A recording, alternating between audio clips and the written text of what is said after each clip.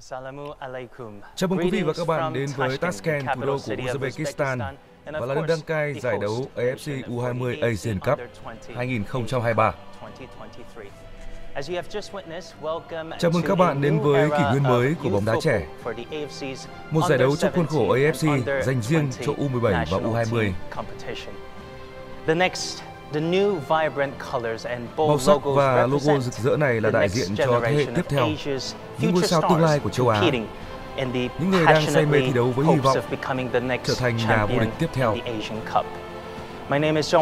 Tôi là Dung Hoan Won, người dẫn chương trình của buổi lễ hôm nay. Và một lần nữa chào mừng tất cả mọi người, những người hâm mộ cuồng nhiệt của bóng đá châu Á đến với lễ bốc thăm vòng chung kết của AFC U20 Asian Cup. Lần gần nhất giải đấu khởi tranh là 4 năm trước, và kể từ đó, nó được AFC đổi tên thành AFC U20 Asian Cup. Và trước khi vào phần chính, hãy cùng nhìn lại những điểm nhấn của kỳ AFC U20 Asian Cup lần thứ 40, nơi Ả Rập Xê Út đã lên ngôi tại Indonesia.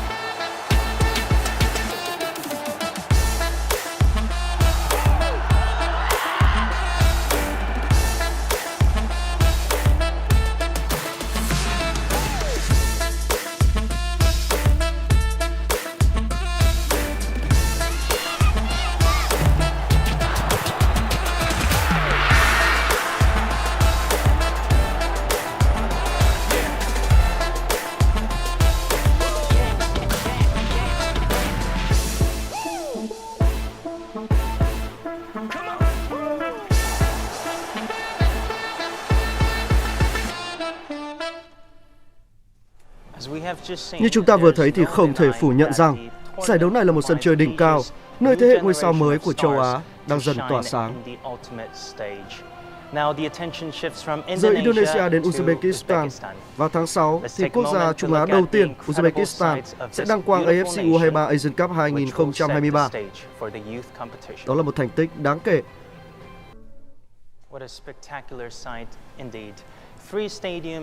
Vòng loại thì đã kết thúc, và trong đó tại bảng H thì tại Quest đã khép lại vào ngày 18 tháng 10, và chúng ta chứng kiến những trận cầu mãn nhãn để ngày hôm nay chúng trở thành điểm nhấn chính. Hôm nay thì 16 đội bóng sẽ biết đối thủ của mình là ai. Và trước hết hãy hướng mắt lên màn hình và chúng ta sẽ cùng nghe bài phát biểu của Tổng thư ký AFC. Xin chào các hiệp hội, các huấn luyện viên trưởng, người hâm mộ bóng đá và bạn bè báo chí thân mến. Xin chào những người bạn của tôi. Chào mừng đến với lễ bốc thăm chính thức của AFC U20 Asian Cup Uzbekistan 2023.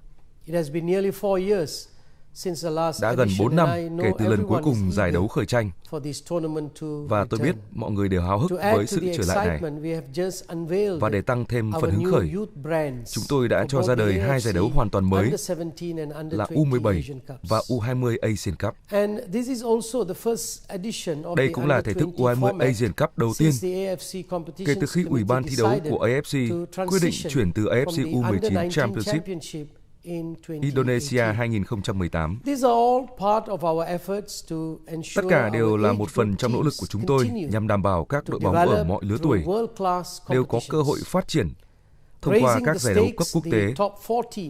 4 đội dẫn đầu sẽ đại diện châu Á tham dự U20 FIFA World Cup năm 2023. Một giải đấu cũng được tổ chức tại lục địa của chúng ta. tại Indonesia. Trong những năm qua, tài năng xuất sắc nhất của châu Á đã bắt đầu cuộc hành trình của họ tại đây. Ngôi sao của các tiểu vương quốc Ả Rập Thống Nhất Ahmed Khalil và Shinji Kagawa của Nhật Bản chỉ là hai trong số những tên tuổi lớn của châu Á ghi dấu ấn tại sân chơi này. Có một sự thật mà chúng ta đã nhắc đi nhắc lại nhiều lần, rằng châu Á là nơi có sân vận động lớn nhất thế giới, và châu Á chiếm 2/3 dân số trẻ của cả thế giới. AFC U20 Asian Cup được sinh ra để thu hút nhiều người hâm mộ hơn nữa trong tương lai.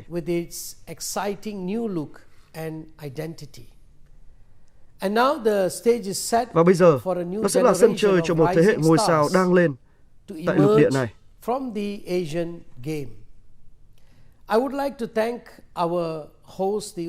Tôi muốn cảm ơn đất nước chủ nhà, Hiệp hội bóng đá Uzbekistan vì sự hỗ trợ cũng như đánh giá cao nỗ lực đáng kinh ngạc của các bạn trong công cuộc chuẩn bị cho giải đấu này. Còn với tất cả các cổ động viên và đội bóng tham dự, cảm ơn sự kiên nhẫn của các bạn. Chúng tôi trân trọng sự ủng hộ của các bạn. Bóng đá châu Á đã đứng vững, và bây giờ chúng ta đã sẵn sàng để gặt hái được thành quả. Chúc tất cả các đội gặp nhiều may mắn trong lễ bốc thăm hôm nay. Xin cảm ơn. Xin cảm ơn ông Đại thức Winsor John. Và như ông Winsor John đã trình bày, thì đây là thực sự là tin vui đối với lứa cầu thủ U17 và U20. Và để tiếp nối chương trình sẽ là thể thức bốc thăm, nơi giúp chúng ta hiểu rõ hơn về quy trình cũng như cách vận hành của buổi lễ. AFC Under-20 Asian Cup Uzbekistan 2023. 16 đội bóng tham dự AFC tại U20 cũng tại Uzbekistan 2023 sẽ được chia thành 4 bảng. Và mỗi bảng có 4 đội. And will be divided into 4 groups of 4 teams each. Với tư cách là chủ nhà thì Uzbekistan sẽ giành vé vào thẳng vòng chung kết.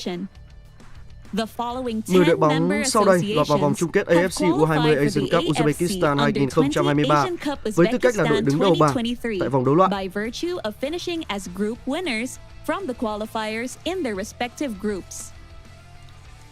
Còn đây sẽ là 5 cái tên giành vé vớt vào vòng chung kết của AFC U20 Asian Cup Uzbekistan 2023 với tư cách là đội xếp thứ hai có thành tích tốt nhất, và chúng ta có thể thấy đội tuyển U20 Việt Nam là đội thứ hai có thành tích tốt nhất ở vòng đấu loại.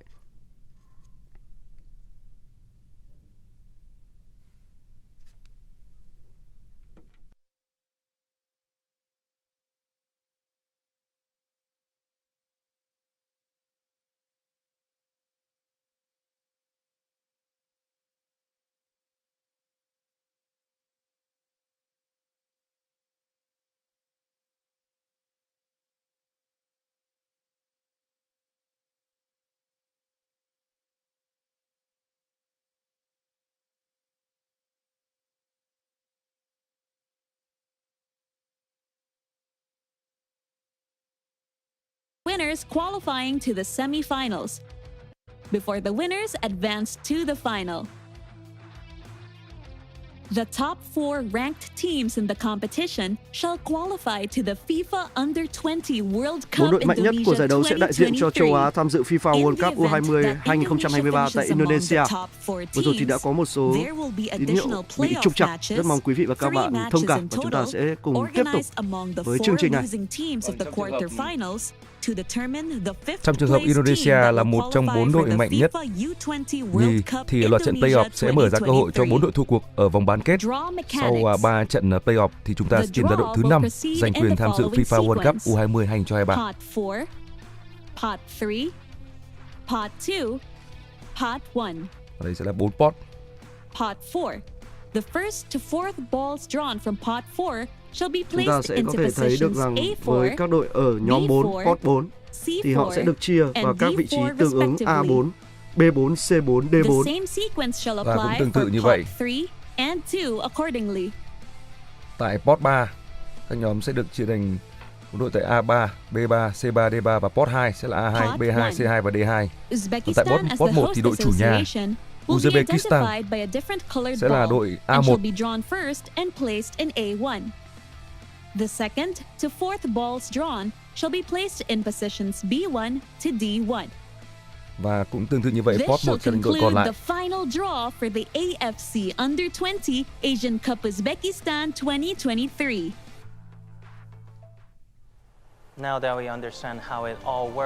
Giờ thì mọi thứ đã rõ, 16 đội sẽ chia thành 4 nhóm hạt giống và nhanh thôi.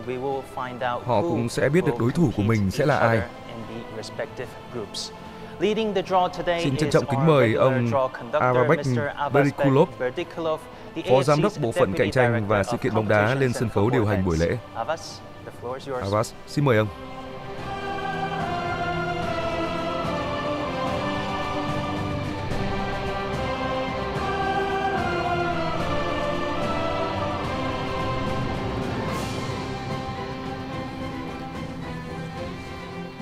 Thank you, Junghwan. Greetings from Tashkent, Uzbekistan, the home of AFC Under-20 Asian Cup next year. Xin chào mừng quý vị và các bạn đến với buổi lễ bốc thăm của AFC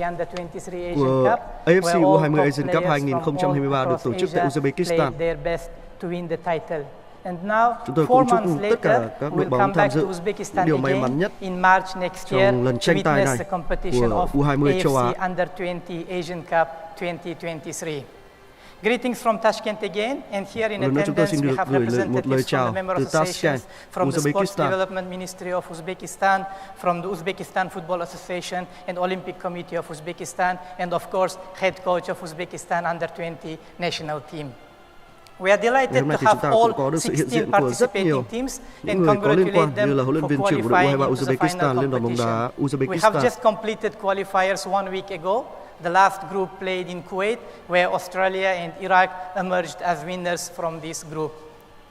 Although we don't actually believe in the ranking of teams at this youth level, but we have divided them into 4 pots based on the previous performance.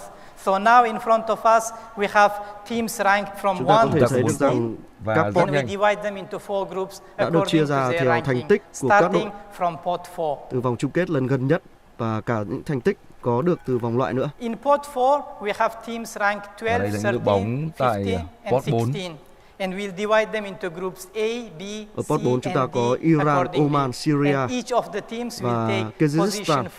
The same number, the pot they represent. 4 đội bóng này sẽ được chia đều vào Without các further ado, allow me to do the draw bảng of A, the first B, team C for this và bảng D. day.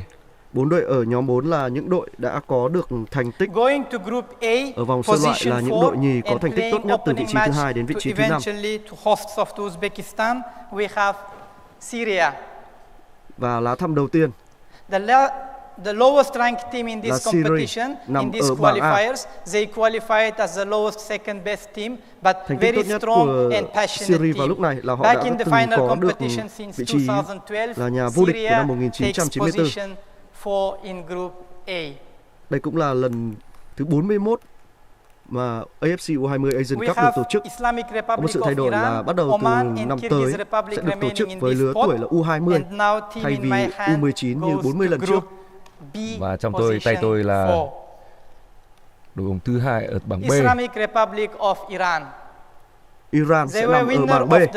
Group J played in Kyrgyzstan, semi-finalists in 2016, very strong and passionate team, and we have representation from Iran attending today's draw. Vào những năm 1970, họ đã thống trị sân chơi này từ năm 1973 đến năm 1976. Group B matches will be played in the beautiful city of Fergana in Fergana Valley, and Iran will travel to Fergana next March. Going to Group C, và bây giờ ở Group C, I have the next team. Tiếp theo đó là Oman. Oman hosted and won Group G during qualifiers played in October, and this is third appearance of Oman Under-20 national team in the final competition. Oman C3. Final position, final ball from this group goes to position 4 in group D. Đó là Cộng hòa Kyrgyzstan. And it is Kyrgyz Republic. Here is a confirmation. Second appearance in the final competition since 2016 in India when they qualified to the final Họ đã competition. từng lọt vào vòng đấu Kyrgyz bảng Republic vào hosted năm the qualifiers 2006. and qualified as one of the best second place teams.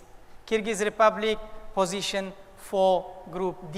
So all teams, Như including vậy là tất cả Oman, các đội take bóng, position các đội for tuyển in their ở nhóm 4 respective đã groups. biết được vị trí tương ứng của mình tại các bảng đấu. Now we move on to Bây pot giờ sẽ 3 là and we will put them ba. in position Sẽ 3 có mặt of each groups. của Again, starting Việt from Nam. A and continue with B, C and completing with group D. Đội tuyển U20 Việt Nam nằm cùng pot Joining với group Jordan, A Trung Quốc and playing with và Iraq. Syria, we have Bảng A thì ngoài Syria còn có chủ nhà Uzbekistan, Iraq. đó là Iraq. Như vậy Fourth best team là among the Iraq second place sẽ teams. nằm ở bảng Four A. times champion in this competition, last one in 2000, and fourth place đã in có 5 lần 2013 FIFA lên Under ngôi vô 20 địch World Cup. Iraq tại takes giải đấu này. position 3 in Trước group đây được gọi A, với cái tên together là with another AFC team from West U19 Asia, Championship. Syria. Bây giờ Traveling thì to đội bóng Fergana nào sẽ and có joining mặt Islamic Republic of tại Iran bảng B. in group B, we Bảng have với the next Iran. team.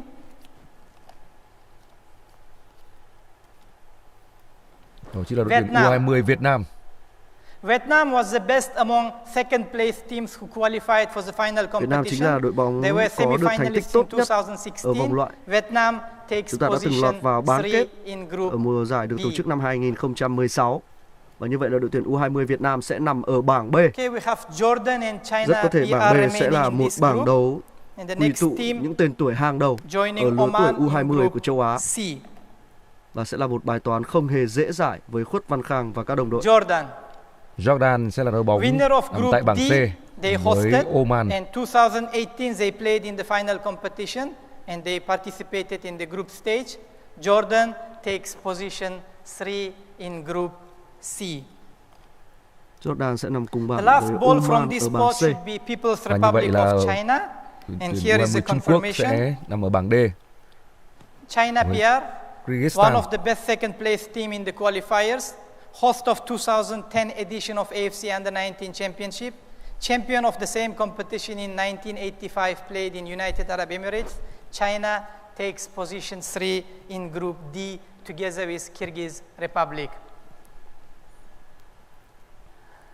We are Và bây giờ halfway sẽ là 4 đội through. bóng Now tại pot we 2 move bao on to gồm Nhật pot Bản, 2 and after that Uzbekistan, we complete with pot 1 Australia và in Indonesia. our draw process.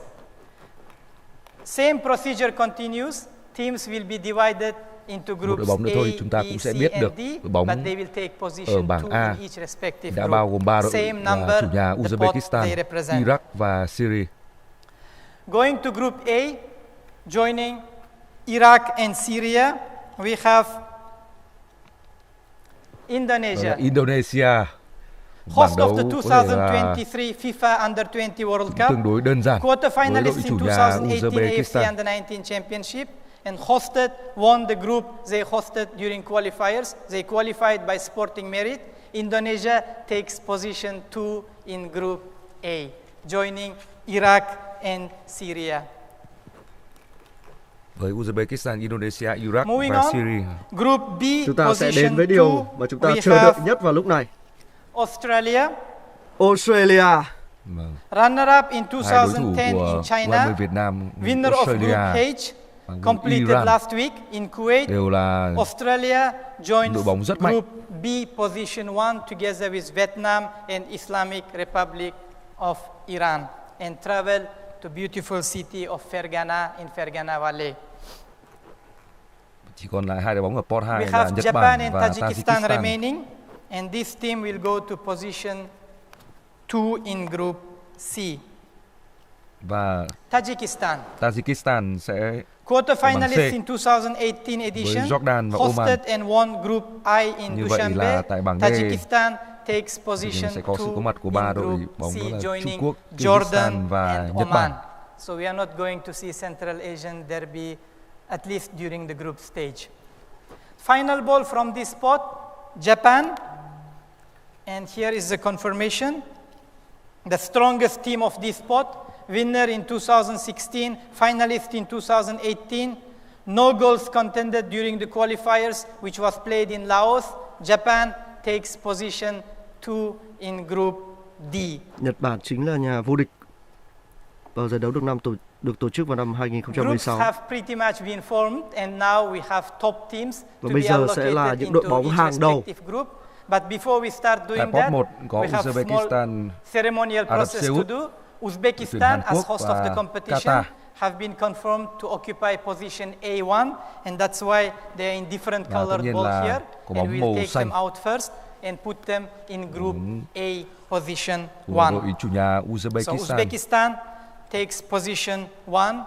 Runner-up in Tại bảng A. 2018. This is the only youth competition Uzbekistan has not won yet. So we wish them good luck next March. Uzbekistan takes position 1 in Group A. The opening match will be played between Uzbekistan and Syria on first match in Bunyodkor Stadium, Và bây giờ thì 9 đội bóng nào p.m. 7 sẽ p.m. nằm local time. bóng còn lại ở bảng B với các đội tuyển U20 của Australia, Now we Việt Nam và allocate Iran. teams by draw into groups B, C, and D. Cả ba đội bóng đều rất mạnh. Joining Group B and traveling to Fergana,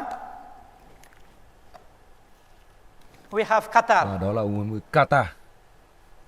Champion in 2014 Đã có when sự đầu their tư head mạnh coach mẽ Felix vào Sanchez bóng đá trẻ coached những năm them vừa to qua. their title. Như hướng tới And this was the start of the lứa big cầu thủ hoàn success toàn mới. continued with Qatar national team winning Nhà vô địch AFC Asian của Cup in mùa giải năm 2019. 2014 And sẽ now nằm cùng bảng Felix với U20 Sanchez, Australia, the same coach U20 who Việt led Nam under-19 và national U20 team Iran. to championship is getting ready Không to khó để perform khẳng định vào lúc in này. World Cup together Bảng with B senior sẽ là national bảng team đấu tử in thần less than 1 month's time. Qatar của takes vòng chung kết position AFC 1 U20 in Asian Cup Group Uzbekistan D. 2023. Giải đấu sẽ được tổ chức vào đầu tháng 3 của năm Occupying position 2023. 1 in Group C, we have và Korea giờ tại Republic. bảng C. Runner-up in Hàn Quốc sẽ nằm 2019 cùng bảng in với Asia and in the Tajikistan, world Jordan và because they Oman. ended up Ở bảng C thì participating chắc chắn rồi, đội tuyển Hàn finishing Quốc, second in the đội tuyển FIFA U20 Hàn Quốc sẽ là Under-20 ứng World viên Cup in the same year. cho tấm And vé vào they vòng did đấu not loại trực tiếp. concede any goal during Họ the cũng đang là đội bóng qualifiers. có được số Korea lượng Republic, lần vô địch one of the strongest teams at this huge của các giải đấu youth level, U19 takes châu Á trước đó nhiều nhất. one in Group C, joining Tajikistan, Và như vậy là Ả Rập Xê and Út Oman. sẽ nằm ở Final bảng ball, D cùng với Nhật Bản, interestingly, the defending Trung Quốc champion và of the Kyrgyzstan. competition, Saudi Arabia, who played the final match in 2019 and now today completing the last action of our draw. Here is the confirmation. Saudi Arabia, defending champion, Ả Rập Xê also Út champion chính in là nhà vô địch của năm 1986 and 2018 và 1992. họ sẽ nằm ở Takes bảng D. position one in Group Khó D, cho U20 joining Trung Quốc và Japan, U20 Kyrgyz China, rồi. PR, and Ở Kyrgyz đó có U20 Republic. Ả Rập Xê Út và U20 Nhật Bản. This concludes the draw. Now Vậy we là know the tất cả path các đội of bóng all ở 16 teams, who plays bảng where đã and lộ diện. when. Chúng ta đã From có các first bảng to đấu 18 hoàn March, chỉnh we của invite AFC you all U20 to Asian Cup to Uzbekistan witness 2023. the youth football festival of youth competition and see you in 4 months' time. Back to you, Jung Hwan. Và bây giờ chúng ta cùng trở lại với Dung Hoan. Xin cảm ơn ông Avad. Kết quả đã rõ, chúng ta đã có các bảng đấu hoàn chỉnh. Tại Uzbekistan 2023, tại bảng A, bảng B, bảng C và bảng D. U20 Việt Nam sẽ nằm ở bảng B cùng với U20 Qatar, U20 Australia và U20 Iran. Sẽ là nhiều khó khăn đang chờ đợi các cầu thủ trẻ của Việt Nam ở phía trước, nhưng chúng ta vẫn sẽ đặt một niềm tin vào các cầu thủ, vào lứa các cầu thủ. Group C, Korea Republic, Tajikistan, Jordan and Oman in the same group. And finally, Group D, Saudi Arabia, Japan, China PR and Kyrgyz Republic finalizing the group of the AFC Under-20 Asian Cup 2023. The stage is now set for Asia's young talents sáng to đèn để script new các tài năng của beginnings châu Á where we can expect có thể new tạo ra một rivalries khởi đầu mới. and the rise of future Để chúng ta talents. có thể mong Indeed, đợi from những cuộc đọ sức mới March trên 1st sân to cỏ 18th next year, với we sự trỗi will dậy của những embark tài năng on trong an tương lai. exciting football adventure. So mark your Vậy, từ ngày calendars 1 and đến 18 tháng 3 năm remember sau, the dates. một cuộc We'd phiêu like lưu to mới convey our message đầy thú by vị saying cũng sẽ good bắt đầu. luck to all the participating teams and may the matches be played Trước in khi the khép spirit lại buổi of lễ bốc fair thăm hôm play. nay thì chúng tôi xin được chúc các đội bóng của chúng ta gặp nhiều may mắn. Xin cảm ơn và chúc các trận đấu diễn ra trên tinh thần công bằng. Xin chào và hẹn gặp lại.